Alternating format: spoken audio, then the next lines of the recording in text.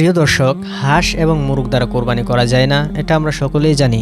কিন্তু এখানে প্রশ্ন হচ্ছে, হাঁস এবং মুরগ কোরবানির দিন জবাই করা যাবে কিনা।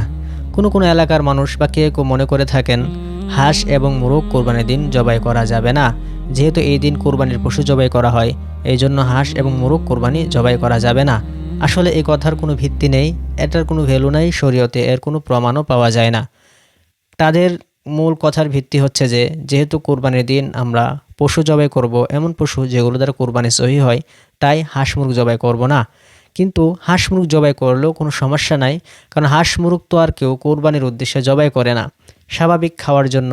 কারো যদি কোরবানির গোশতের ব্যবস্থা না হয়, সে নিজেও কোরবানি করতে পারে নাই, তাহলে তাকে তো অবশ্যই হাঁস মুরগ জবাই করেই খেতে হবে। কারণ এই দিন গোশত খাওয়ার একটা আনন্দ থাকে সবার মনে, তাদের সেই আনন্দ পুরা করার জন্য অবশ্যই তারা গোশত খাবে, সেটা হাঁস বা মুরগ।